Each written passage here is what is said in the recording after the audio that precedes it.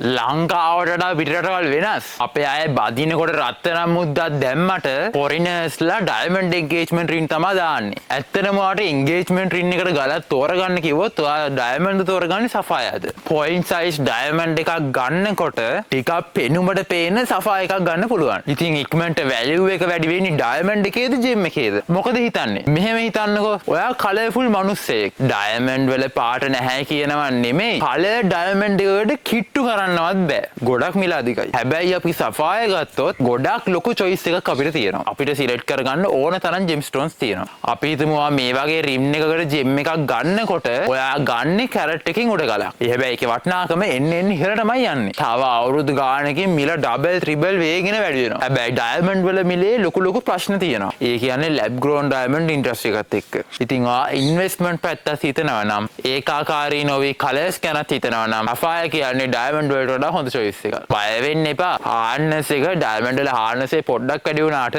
සෆායර් කියන්නේ හාර්නස් එකේ ඉහළම ජෙම් එකක්. ඉතින් ජීවිත කාලෙම මතක තියාගන්න ජුවලරි එකක් හදන්න අපිට කතා කරන්න. කම්පියුටරින් ජුවලරි ඩිසයින් පැත්ත ඉගෙන ගන්න කැමති කෙනෙක් නම් අපේ ජෙම් කෝස් එකේ අපි ඒක ඇතුළත් කරලා තියෙනවා.